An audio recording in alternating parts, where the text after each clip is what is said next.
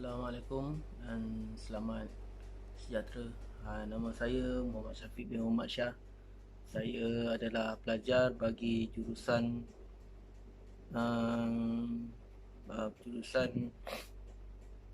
Bachelor in Project and Facilities Management. Jadi tugasan kumpulan kami pada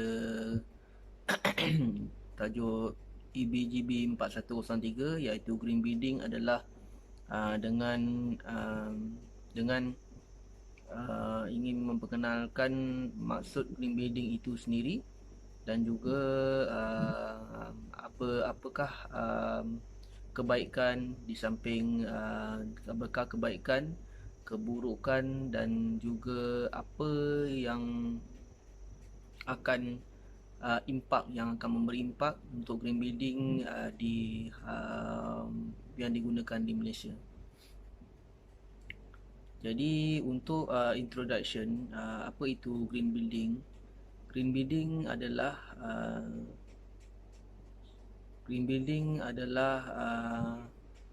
satu rating. Green building index adalah satu rating yang didevelop oleh Pertubuhan Arkitek Malaysia dan juga ACEM, iaitu Association of Consulting and Engineers Malaysia. Jadi pertubuhan ini yang bertanggungjawab untuk memperkenalkan green building ini di Malaysia. Jadi dia develop untuk berdasarkan keperluan yang berada di Malaysia lah. Jadi Malaysia first comprehensive rating system for building environment based on energy efficiency, indoor environment quality, sustainable site planning and management, material resources, water efficiency and innovation.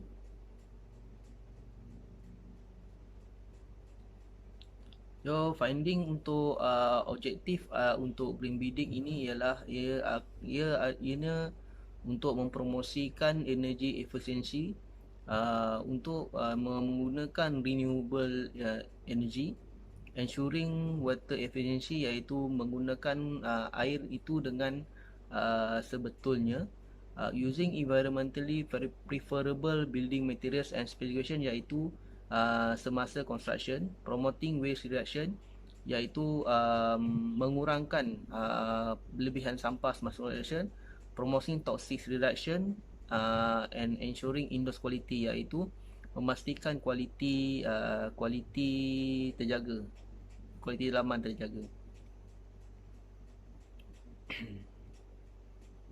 Seterusnya adalah discussion apakah benefit green building ini di Malaysia. Dia terbahagi kepada tiga iaitu environment benefit, social benefit dan juga economic benefit.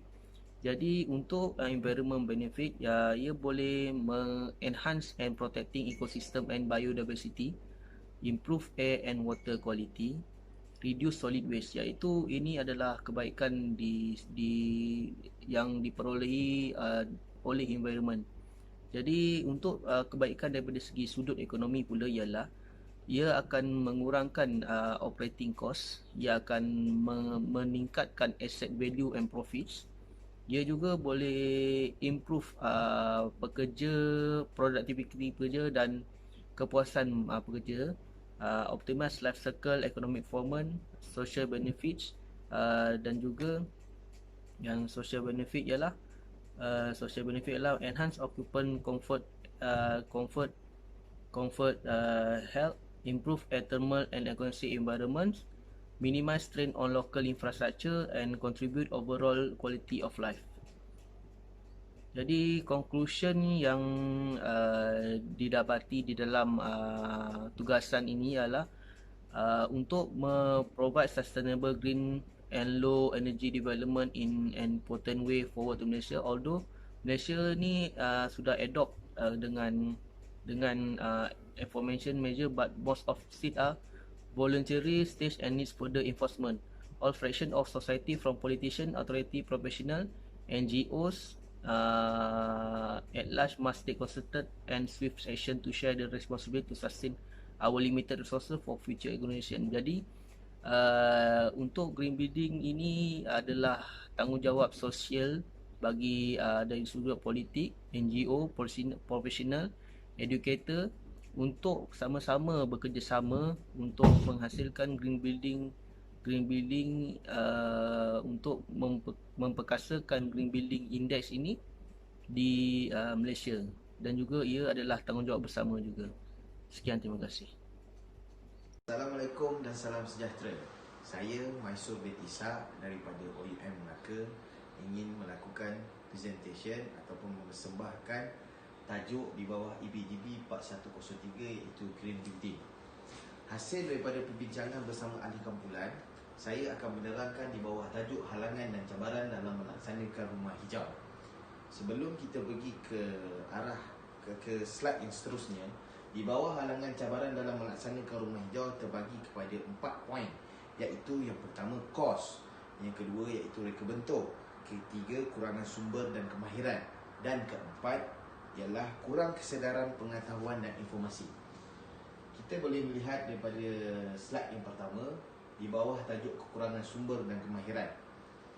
Apa yang saya boleh mengolahkan lagi dan menerangkan mengenai bawah tajuk ini ialah pertama, kurang kemahiran dan kepandaian dalam melaksanakan rumah hijau, iaitu pemaju kurang terdedah mengenai kepentingan alam sekitar. Yang kedua, tiada polisi kerangka perundangan dan peraturan mengenai rumah hijau. Seperti yang kita dapat dilihat, pemaju tidak didedahkan garis panduan ataupun bagi merealisasikan pembangunan rumah hijau di dalam sektor pembangunan di negara kita. Yang ketiga, kurang kapasiti industri tempatan dalam mengeluarkan produk dan perkhidmatan masalah alam. Perkara poin yang ketiga ini, negara kita masih belum didedahkan secara menyeluruh walaupun ada peningkatan dari semasa ke semasa. Yang keempat, kurang penyelidikan pembangunan dan inovasi dalam penghasilan produk dan perkhidmatan masalah alam. Yang keempat ini pula, daripada segi market, kita belum ramai lagi pelabur-pelabur luar yang cuba memperkenalkan mengenai teknologi hijau di dalam negara kita. Okey, kita tengok yang poin yang seterusnya, iaitu kurang kesedaran pengetahuan dan informasi. Di dalam tajuk ini kita boleh melihat kempen atau program tentang alam sekitar yang terhad dalam kalangan pelajar maupun orang awam. Apa yang kita boleh lihat di dalam poin ini, kempen itu telah dilaksanakan tapi tidak ditekankan 100% mengenai kepentingan pembangunan teknologi hijau di dalam negara kita. Sedangkan apabila ia ditekankan, pelbagai manfaat yang kita boleh perolehi, dan benda ini akan memumpuk di setiap golongan tentang apa kebaikan atau benefit yang boleh diperolehi di masa akan datang dan sekarang. Okey, di poin yang seterusnya, di poin seterusnya, iklan akan kepentingan rumah hijau kurang disiarkan di bidang masa seperti televisyen. Seperti yang kita lihat di dalam Malaysia, di dalam negara kita, terdapat beberapa agensi seperti JKR dalam 2007 ataupun 2005, mereka telah mengenalkan PHJKR, pendarafan hijau JKR yang cuba untuk mengimplementasikan kepada masyarakat awam mengenai pembangunan teknologi hijau ini. Ia juga didedahkan kepada sektor-sektor pembangunan dalam bidang kerajaan. Okey, poin yang seterusnya, rakyat tidak mengamalkan amalan gaya hidup sihat. Benda ini hendaklah dipupuk daripada peringkat awalan persekolahan hinggalah ke peringkat IPTA. Jika ianya dapat dipupuk, ianya akan memberi kesan yang positif kepada negara kita akan kepentingan alam sekitar di dalam pembangunan teknologi hijau ini. So, apa yang kita boleh dilihat di bawah subtopik ini ialah benda ini adalah inisiatif dan perubahan daripada diri sendiri. So, subtopik yang dua lagi di bawah tajuk halangan cabaran dalam melaksanakan pembangunan hijau ini akan diterangkan oleh sahabat saya iaitu Lokman, iaitu daripada OUM Learning Center Shah Alam. Okey, slide yang seterusnya, Ini adalah rujukan hasil daripada pembentangan saya. Di sinilah info-info dan data-data yang boleh kita perolehi. Sekian, terima kasih daripada saya. Assalamualaikum warahmatullahi wabarakatuh. Salam sejahtera. Nama saya Luqman bin Amri. Saya pelajar daripada Pusat Pembelajaran Shah Alam. Pada hari ini saya akan membentangkan subtopik yang telah ditugaskan untuk saya bersama rakan-rakan. Pada kali ini saya mempunyai anggota seramai 5 orang, iaitu saya sendiri, Luqman bin Amri daripada Pusat Pembelajaran Shah Alam.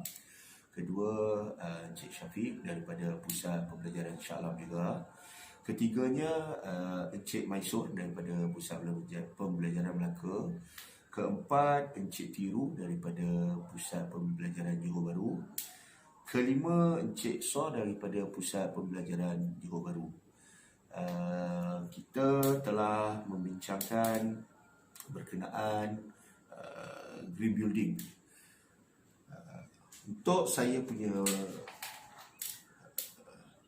penerangan ataupun slideshow pada hari ini berkenaan dengan cabaran halangan dalam pelaksanaan bangunan hijau. Pada hari ini kita mempunyai pelbagai cabaran dan halangan untuk melaksanakan bangunan hijau. Antaranya saya telah membuat kajian dan mendapati antaranya 4 perkara cabaran dan halangan. Pertama, sumber dan kemahiran.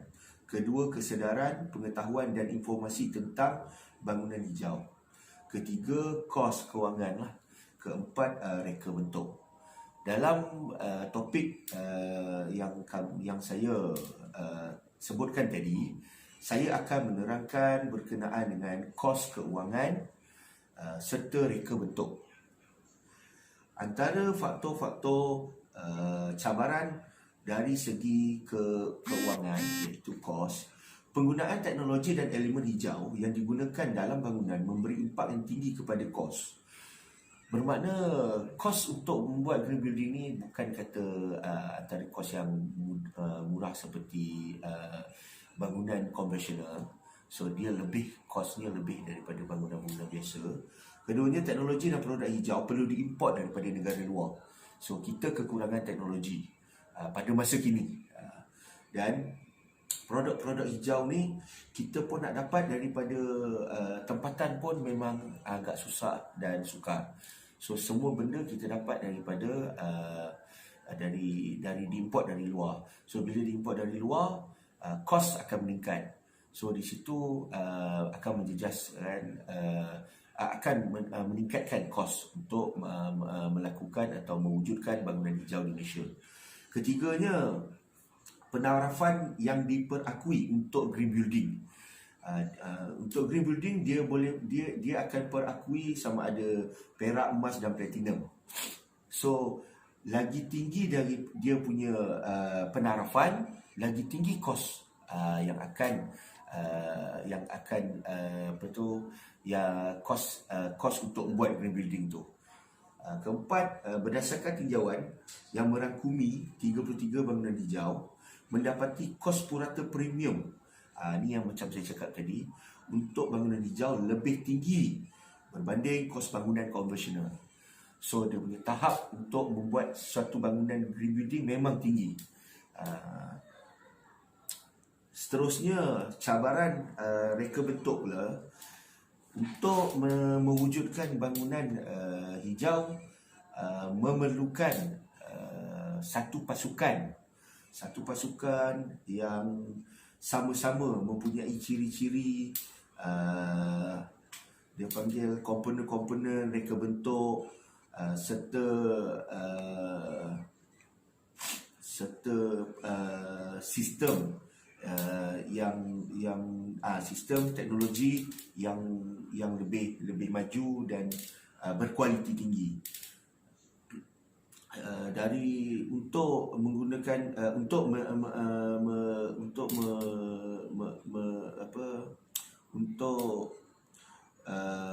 mewujudkan bangunan hijau,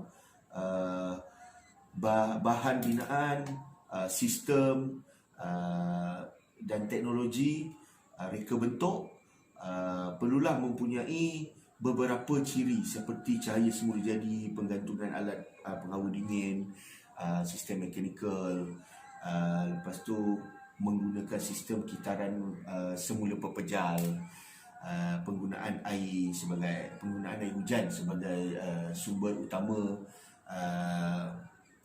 lepas tu dan menanam pokok teduhan di sekitar bangunan. Ini adalah antara ciri-ciri cabaran untuk mereka bentuk bangunan hijau. Ini adalah contoh reka bentuk bangunan hijau, kita boleh dapat lihat di sini. Seterusnya, kesimpulan yang saya boleh buat berkenaan dengan cabaran dan halangan dari segi kos dan juga cabaran dan halangan dari segi reka bentuk adalah seperti bahan binaan, material kebanyakan perlu diimport. Apabila barang-barang ini perlu diimport, kos memang sangat tinggi. Tetapi kita dalam waktu yang sama juga kita kena tahu penarafan untuk bangunan hijau tu di level yang mana. Lagi tinggi, macam saya cakap tadi, lagi tinggilah dia punya kos. Semakin penarafan bangunan hijau tu semakin tinggi, so dia punya kos dan halangan dia lagi tinggi lah. Begitu juga dengan dari segi reka bentuk, reka bentuk untuk bangunan hijau ni sangat tinggi dan perekanya mungkin kurang berminat atas sebab-sebab tertentu, dan juga semua pereka perlu sepakat untuk mendapatkan satu bangunan hijau yang berkualiti dengan spesifikasi yang telah ditetapkan atau kehendak daripada pihak-pihak yang berkepentingan. Semua pereka bentuk harus bekerjasama dan kreatif. Sekian, terima kasih. Salam sejahtera. Nama saya Soyuyi dari OUM Johor Bahru, mengkaji dalam Bachelor of Science in Project and Facilities Management.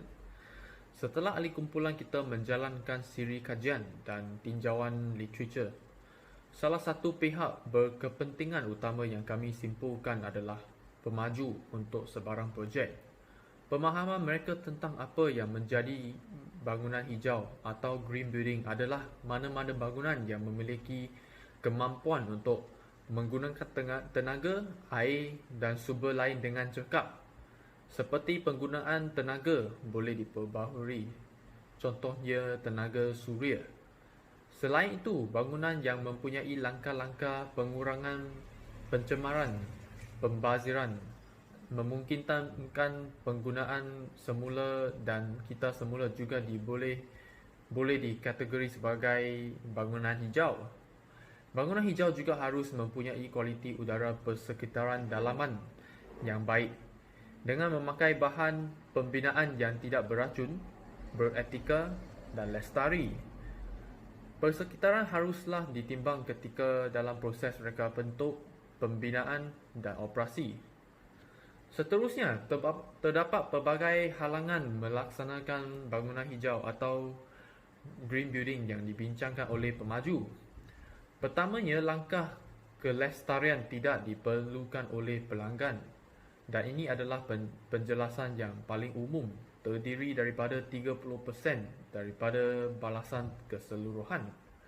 Arkitek, kontraktor dan pemaju semua bersetuju bahawa keinginan pelanggan untuk memasukkan ukuran keberlanjutan ke dalam projek pembangunan mereka adalah elemen penting dalam mengatasi halangan masa dan kos yang wujud dalam menambahkan ciri-ciri ini.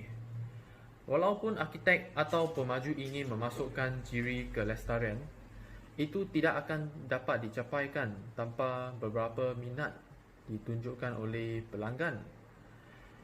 Kategori halangan kedua yang paling banyak disebutkan adalah di bawah kekurangan kehendak politik, perundangan dan penguatkuasaan. Ini mewakili 18% dari balasan kesemua.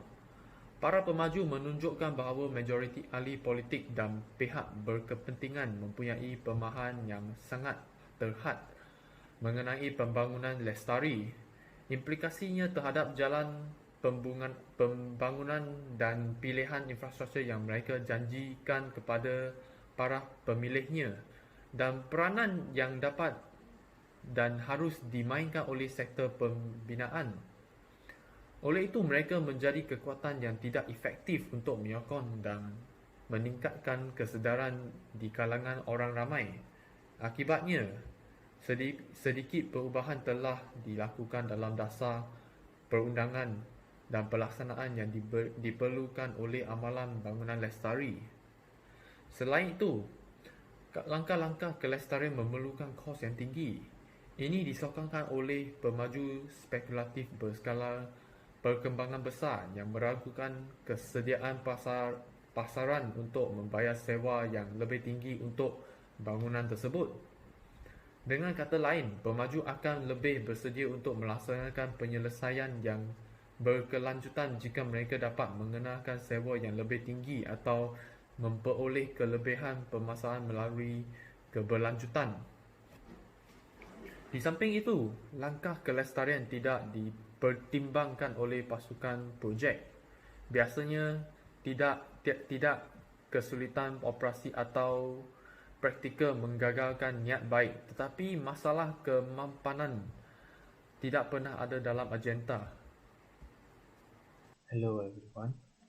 Today I want to present regarding subject green building on analysis the barriers of stakeholders to develop green buildings.